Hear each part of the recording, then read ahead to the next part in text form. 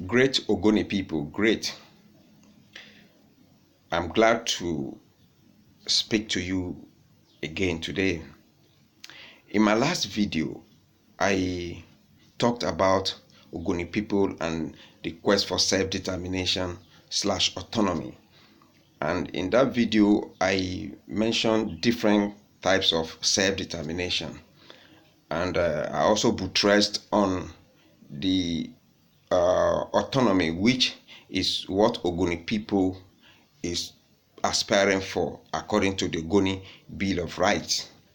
But one thing I also mentioned in that video is that since Nigeria is going to break up, that instead of Ogoni people to go below autonomy, which was a demand within the Federal Republic of Nigeria, we should better think in the light of total independence from Nigeria, because Nigeria is going to break up. So if Nigeria breaks up, where are we going to be? So we have to think in that light. That apart, today I want to speak about the situation of Ogoni, where we are right now. And I want to use a biblical scenario to explain where we are now. You see, I would like to title it Ogoni People at Kadesh Barnea. If you read the book of Numbers, chapter 13, down, you will understand that God told Moses, after he has performed several miracles, several signs for the children of Israelites, and Moses has brought them out of Egypt, and they were already in the wilderness on their way to the promised land. Now, when they got to Kadesh Barnea, God told Moses, send 12 men to go and spy the land. One man from one clan. It's like in Ogoni now, we have 6 kingdoms. So one man will come from one kingdom. So they were 12. So they went to spy the land. They came back.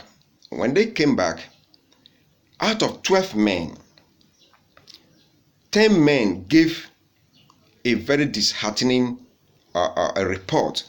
They gave a report that broke the heart of the Israelites. They gave the report that made them begin to murmur. They gave report that made them begin to doubt in their God.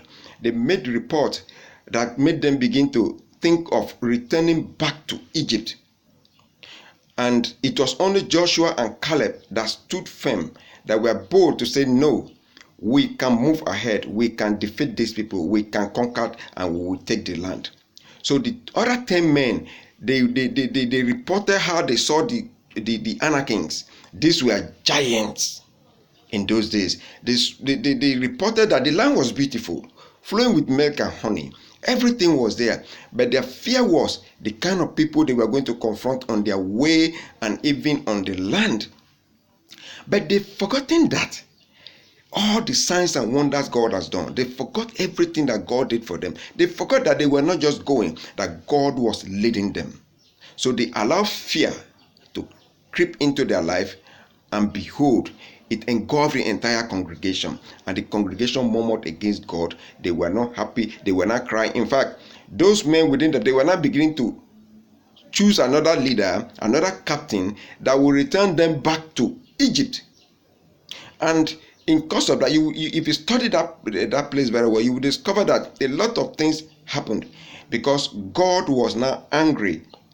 And God said, okay, since you don't believe this can happen, as you have said into my ears, because it's what you say that God will act on. God won't come and begin to do things. You have to demand.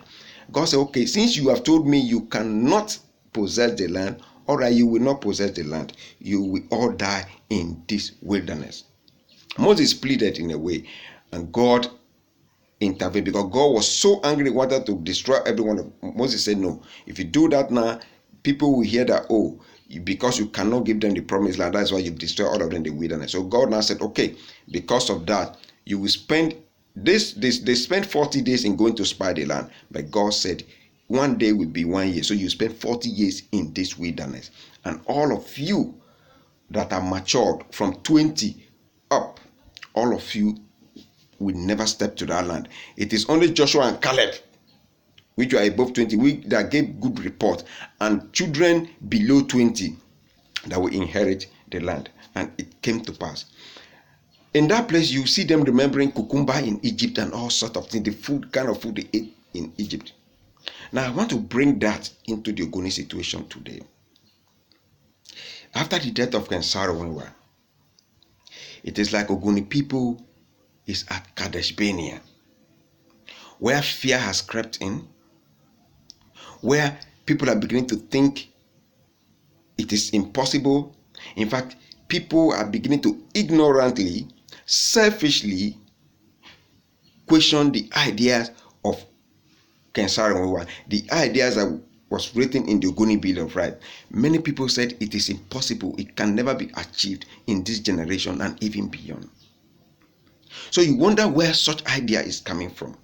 These are the same thing that the children of Israel, despite all the miracles, look at that. Look, let me tell you, look at the signs and wonders God did during the time of Ken Saro-Wiwa. Look at how Ogoni was on everyone's lips all over the world, just within a space of 3 years. Look at the kind of attention Ogoni people received. Look at the kind of favor we had.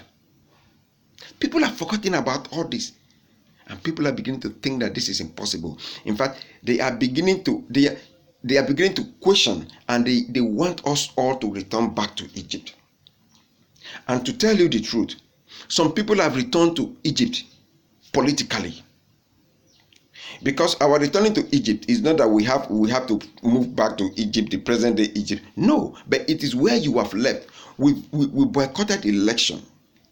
Even those leaders that were in Mossop, that were in politics, they advised them to do what? To resign from politics so that they can concentrate on the Ogoni struggle. I think that was one of the basic problems that the Ogoni Steering Committee had that time, that led to disagreement and all sorts of things. But during that 1993 presidential election, we boycotted it. It was very successful. We've left that place. We were moving faster. But today, some people have returned back to Egypt politically. This is as a result of leadership failure. So you don't even blame the youth that are shouting APC, PDP, and all kind of things. Now, I don't blame them, because if there was a leader, these things wouldn't happen. So now they also want us to return back to Egypt by wanting Shell, the government and companies, to come and start drilling the oil. And that is the very key and important thing about the Ogoni struggle. What are we talking about? We stopped them from taking oil. And it is the major achievement we've gotten so far in this struggle. So if you want to return to Egypt, which means you want them to come back and take that oil. It is not that we are against oil operations or oil resumption. But what must be done must be done. We've itemized our demands in the Ogoni Bill of Rights. So if you want the oil, look at the Ogoni Bill of Rights. They have it. The government have the copy of Ogoni Bill of Rights. Shell, everybody, they have the copy of the Ogoni Bill of Rights. So if you want to return to Ogoni land, now you have to go back to the drawing board. You have to go back to the Ogoni Bill of Rights and start to implement one after the other everything that we demand in that place. And number one is that you must give us that political autonomy, so that by the time we begin to drill the oil, we can begin to know what is coming into our coffers. We can begin to know the share we have in this oil and gas. But many are crying today. Many are remembering the cucumber they ate in Egypt. Many are remembering different kind of things. If you read that story very well, a lot of things happened. People died. Even Korah and his people that rebelled against Moses, the ground opened and they swallowed them. Look at what is happening in Ogoni today. A lot of things is going on in Ogoni land. A lot of things is happening. But the message I want to pass on to the Ogoni people is this. Hey, keep your faith. Keep your faith. God is not done with you yet. We are at Kadesh Barnea. And Kadesh Barnea was a place where they spent several years. Instead of going forward, they were stagnant. In fact, God asked Moses, return them to the way of the Red Sea. The Red Sea they have crossed, return them to that place. Because there were enemies ahead of them. So if they stayed there, the enemy could easily attack them, because God's presence was no longer going to move ahead with them until this word has been accomplished. So my people, God is not done with us yet. God is with us, but we are at Kadesh Barnea. Because it was from there, after even the death of Moses, that a leader came out and moved the people ahead, and they were able to achieve their aims. So what am I trying to say? Ogoni people is at Kadesh Barnea. So my people, do not let anyone deceive you. Do not let anyone tell you, oh, this thing it cannot be achieved. Do not let anybody say, we have stayed so long in this thing. Yes, we have stayed so long. But that we've stayed so long doesn't mean that it is over. We will get there. We will achieve it. But I want you to know that we will go not below anything in the Ogoni Bill of Rights. We can never go below political autonomy. Instead of us to go below political autonomy, we have to seek for complete independence from Nigeria. I see it coming. It is coming. Nigeria is going to divide. So have that at the back of your mind. So begin to reason towards that line. Begin to understand, so that when it happens, we will be part of that history. We will make it happen. By the time it happens, we will know where we belong. So, Ogoni people, stay calm. Do your best. Resist any attempt to resume oil in our land, oil operations in our land. Just resist it. That is the last Egypt that we will never return to. If you return to that Egypt, then we have frustrated our life. We have destroyed everything we labored for. But God forbid, we will get there. I am telling you, we will get there. Forget about what you see that is happening. We will get there. Forget about what is happening now. We will get there. All you need to do, seek the face of God and know the right thing to do at the right time. Stay in peace, and God bless you. Thank you.